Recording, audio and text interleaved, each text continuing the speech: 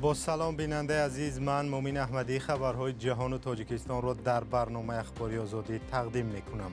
امروز 5 می است. محتوای برنامه در چند جمله. ولادیمیر پوتین پرزیدنت روسیه امامعلی رحمان پرزیدنت تاجیکستان را برای اشتراک در جشن روز غلبه به مسکو دعوت کرد. ولادیمیر زلنسکی پرزیدنت اوکراین گفت پوتین را باید برای جنگ در وطن او در دادگاه بین المللی جزا بدهند. تعداد ماشین هایی که به سوزشواری از جمله به گاز و بنزین حرکت می کنند در تاجیکستان زیاد شده است. 53 سوندا پر میشد 420 کیلومتر نویستگی است. نه که ما ایسوبی که مثال 420 کیلومتر کنه میره 350 کیلومتر میگردیم. پرزیدنت روسیه ولادیمیر پوتین از رئیس جمهوری تاجیکستان امامعلی رحمان دعوت کرد که برای شرکت در عید غلبه به مسکو بیاید. پوتین صادر جباروف پرزیدنت قرقیزستان را نیز به مسکو دعوت کرده است. امامعلی رحمان با پوتین روز 5 می تلفنی گپ زدند. دفتر مطبوعات پرزیدنت تاجیکستان نوشته است که آنها در مسئله های مبرم بین المللی و منطقوی از جمله وضع در سرحد تاجیکستان و افغانستان تبادل افکار انجام دادند. پوتین بعد جنگ در اوکراین در انزوای بین المللی قرار دارد. و پرزیدنت اوکراین ولادیمیر زلنسکی روز پنجشنبه در گاگا در دادگاه معروف بین المللی گفت پرزیدنت روسیه ولادیمیر پوتین برای جنگی که ضد اوکراین آغاز کرده است باید جواب دهد. در این باره گزارش همکارم خیرامان بقازاده را داریم. زلنسکی گفت پرزیدنت روسیه ولادیمیر پوتین باید در مرافع مخصوص برای جنگی که ضد اوکراین به راه مانده است محاکمه شود. پوتین باید به گفته او برای جنایت تجاوز به جوابگری کشیده شود. تجاوزگر و تنها او باید تمام قدرت عدالت را احساس کنند. این مسئولیت تاریخی ما در نزد نسل امروزه است که تمام جزا را برای تجاوز تطبیق نماییم. از اشغال کشور خود و هم جنگ‌های نفت پیشگیری کنیم. در جهان تجاوزگران احتمالی هستند و جهان باید شاهد تأمین امنیت پره، صلح و ثبات باشد. زلنسکی در گاگا از دادگاه جنایت‌های بین‌المللی دیدن کرد که برای اخراج احتمالی کودکان اوکراینی قرار حبس پوتین را صادر کرده است. ولی دادگاه مذکور صلاحیت محاکمه برای تجاوز به خاک کشور دیگران ندارد. کمیسیون اروپا در قطار دیگرها طرفدار تأسیس نهاد در گاگا برای تحقیق و مجازات جنایت‌های احتمالی تجاوزگری به خاک اوکراین می باشد. حالا سوال اساسی حقوقی و عملی در شیوه راه اندازی چنین یک محاکمه است که آیا آن با تشبث گروه کشورها صورت گیرد یا با خواست مجمع عمومی سازمان ملل. روسیه عضو دادگاه جنایت‌های بین‌المللی نیست و صلاحیت‌های آن را اعتراف نمی‌کند. تا حال روسیه وحشانیتی را که در جریان به گفتش عملیات ویژه برای غیر نظامی کردن اوکراین صادر کرده است رد می کند.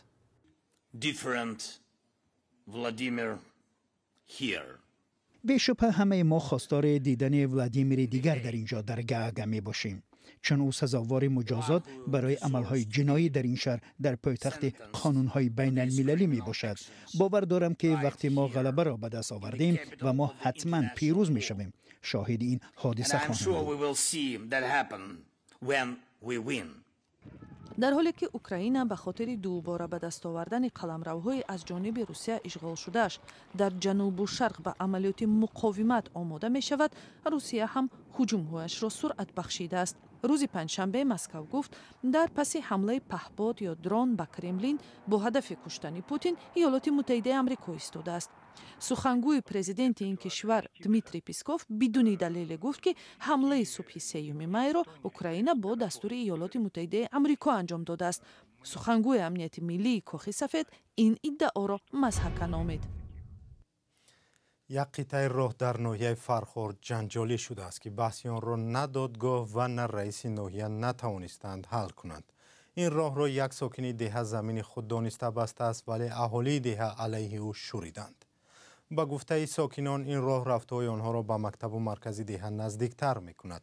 محمود جان رحمتزاده خبرنگار رادیو آزادی به این دهه رفت و سبب‌های جنجال را پرسید.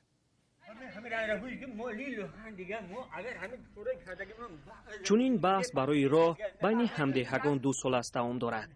як қисми бошандагони деҳаи тоҷикистони фархор як ҳамдеҳаи худро муттаҳам мекунанд ки роҳи онҳоро бастааст. аз ин баҳс ҳоло ҳукуматҳои ноҳияу вилоят огоҳӣ доранд. ҳатто қарори додгоҳ баромадааст ки замин моли давлат аст. аммо сокинон мегӯянд ки роҳи онҳо ҳамоно баста аст. то ҳамиз прокуратура, суд, ноҳияи фархор тамоми мақомота гаштем, то ирӯз ягон кас ба арзи доди мо нарасид. дар роҳи тангу борид дида мешавад ки сокинон рафту омад доранд. гуфта мешавад яке аз роҳҳои наздик барои мактабу маркази деҳа аст. моҳи январ додгоҳи фархор даъвои сокинонро баррасӣ кардааст. дар ҳалнома гуфта мешавад ки роҳ 20 метр дарозӣ дорад. ҳамин 20 метр бо симтур баста шудааст. ҳарчанд додгоҳ даъворо рад, вале гуфтааст ки роҳ ба Тоҷиддин Маҳмуродов тааллуқ надорад. даъвои сокинон ҳам дар он аст ки роҳи чандсолаи онҳо баста шудааст. آیا 1995 امیر فعالیت میکرد که 80 خودکی امی محله طلبه و کارکنان و همه راه رفت آمد دارند. ساکنان دهه یک راهی اساسی دارند. باید با این راه خوانندگان و ساکنان 1 کیلومتر را طی کنند. راهی بحثی کوتاه برای ساکنان نزدیک بوده است. آنها میگویند اول خود تلاش کردند تا به سازش رسند. موفق نشده اند و مجبور شکایت برده اند. حوالی پدریم شما مرا نپرسیدین، ما شما رو نمیمونم ایجاد راه مقصد گذاشتن. پول ایرها محکم کاری بود. دعوای راه پای رئیس ناحیه را هم به اینجا کشانده است. اما مشکل هیچ نیست حل شود. در جماعت خراسان گفتند که برای حل آن به دادستان مراجعت کرده اند. خانواده تاج‌الدین محمودوف در نزد دوربین قضیه را شرح ندادند. تنها شمس‌الدین محمودوف یکی از نزدیکان بندکننده را گفت حجت دارند. او در صحبت تلفنی گفت نزدیکانش قضیه را شرح نمی‌دهند. بحثی بستن راه در بیشتر منطقه ها دیده می شود. همین بحثا بود که پرزیدنت تاجیکستان امامعلی رحمان در یک ملاقات از چنین حالت‌ها انتقاد کرد. ساکنان دهه تاجیکستان میگویند که طلب آنها گرفتن خانه کسی نیست. خواهش آنها در آن بوده است که 2 متر راه برای رفت و آمد آنها باز شود. اما از بحث دیده می شود که بدون دخالت مقامات آن حل نمی شود.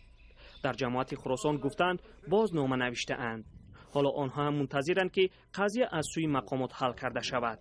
بحثی که در این 2 سال حتی با دخالت رئیس ناحیه حل خود را نیافته است. محمود جان رحمتزاده، آزادی، ناحیه فرخار.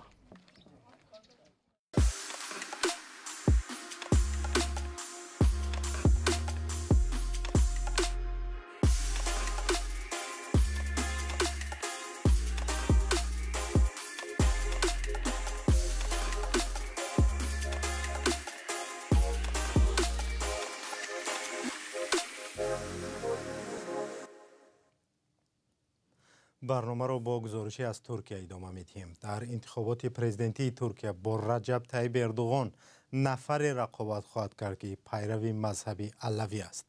علوی ها اقلیت مذهبی در ترکیه هستند و در گذشته زیر فشار سنی ها قرار داشتند. کمال قلیچداروغلو رقیب اردوغان از علوی ها است و آشکارا در این باره سخن گفت. شهلا گلخوجه گزارش می‌دهد.